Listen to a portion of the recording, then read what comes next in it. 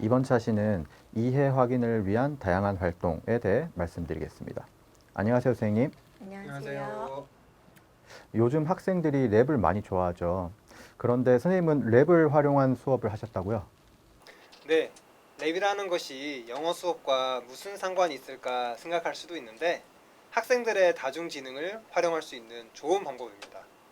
하워드 가드너는 인간의 다양한 지적 영역을 찾기 위해 발달 심리학, 실험 심리학, 심리 측정학, 생물학 영역으로 학문적 탐색을 통해 인간의 지능은 적어도 8가지의 독립적인 지능으로 구성된다고 제안하였으며 이를 다중지능이라 명명하였습니다.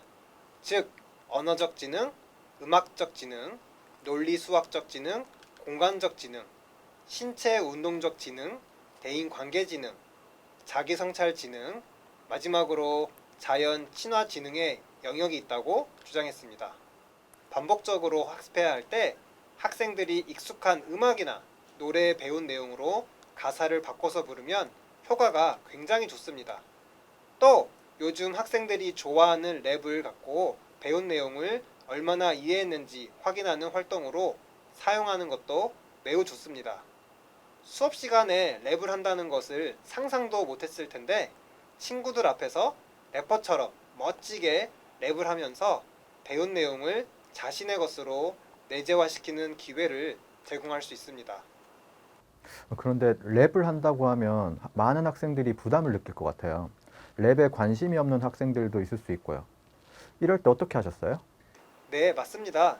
선생님은 랩을 얼마나 잘하는 것이 평가 목표가 아니고 랩이라는 것을 한 번 정도 경험해 보는 것도 좋지 않겠냐고 학생들을 잘 설득해야 합니다. 그래도 어렵다고 하는 학생들에게는 랩 대신에 시낭송과 같은 형태로 대체 과제를 수행할 수 있는 선택 옵션도 제공하는 것이 좋습니다. 많은 학생들이 학교 수업에서 처음 해보는 랩에 흥미를 느끼고 재밌게 할 수도 있겠네요. 예를 들어 희망을 노래하는 시가 나오는 단원을 학생들이 배운다고 해봅시다. 학생들은 시의 내용도 배우지만 시의 운율 형태, 즉 라임이 무엇인지도 같이 배웁니다. 시의 내용과 시의 운율에 대해 배운 후 학생들은 단원에서 배우고 성찰한 점을 글로 정리합니다. 학생들이 과제를 수행하는 데 있어서 완성도의 측면보다는 본인의 감정을 유창하게 잘 표현하도록 안내합니다. 수업 시간에 배운 내용을 학생들이 잘 기억했으면 좋겠는데 어떤 방법이 있는지 궁금하고 고민됩니다. 네, 학생들이 배운 내용을 오랫동안 기억하는 것이 매우 중요합니다. 단순히 암기하는 것은 한계가 있는데 이때 스토리텔링을 활용해 배운 내용을 단기 기억에서 장기 기억으로 전환한다면 큰 도움이 될 것입니다.